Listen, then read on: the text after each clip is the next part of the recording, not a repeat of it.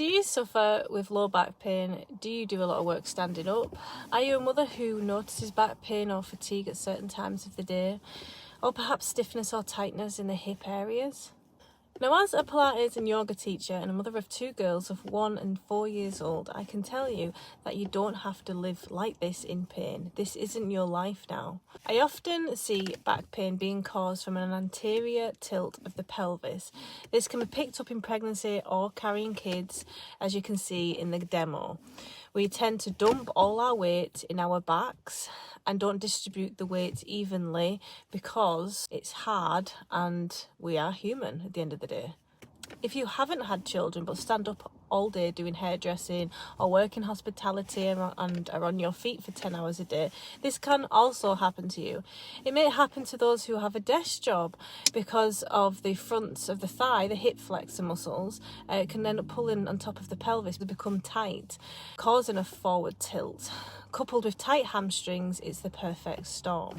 Now here is a demo of an anterior tilt which I know I carry from pregnancy versus how it should be.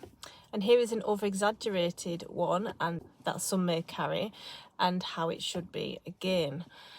Even a slight tilt forwards can cause back tightness and pain, which has a knock-on effect in other parts of the body.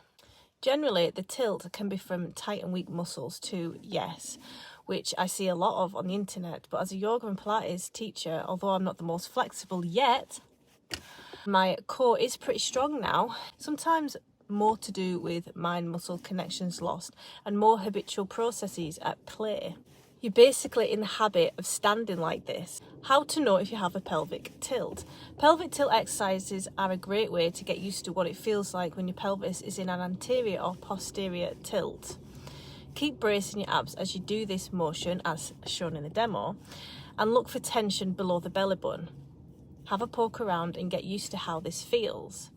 Attending a Pilates class once a week will teach you more about this and help you build these connections. Your lower back should be flat on the floor in a posterior tilt of the pelvis, and then lower back curve should open up as you move to an anterior tilt of the pelvis. Not too much in this motion, as this may be where the problem lies for you if you are anterior tilted.